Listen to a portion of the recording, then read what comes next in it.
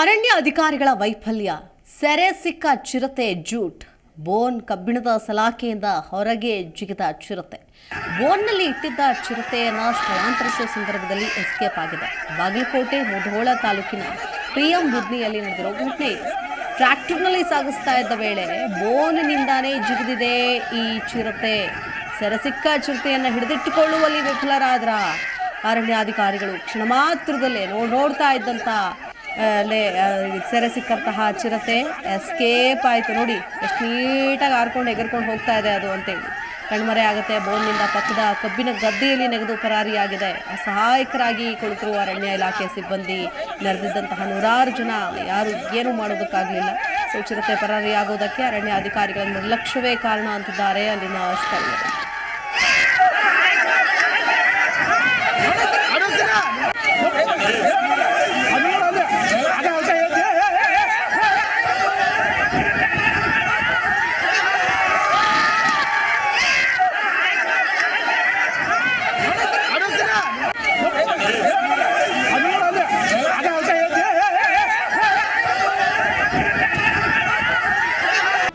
G Kannada news ಈಗ ನಿಮ್ಮ ಮನೆಯಲ್ಲೇ ನೋಡಿ. ಎಲ್ಲ ಕೇಬಲ್ಗಳಲ್ಲಿ ಈಗ ಲಭ್ಯ.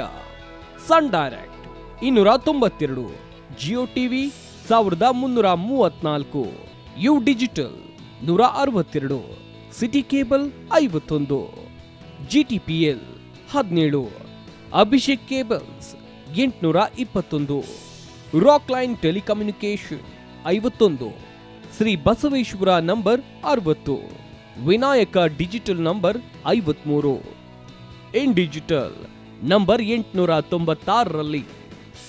ನಿಮ್ಮಿಸ್ತದ ಜಿ ಕನ್ನಡ ನ್ಯೂಸ್ ನೋಡಿ ಆನಂದಿಸಿ.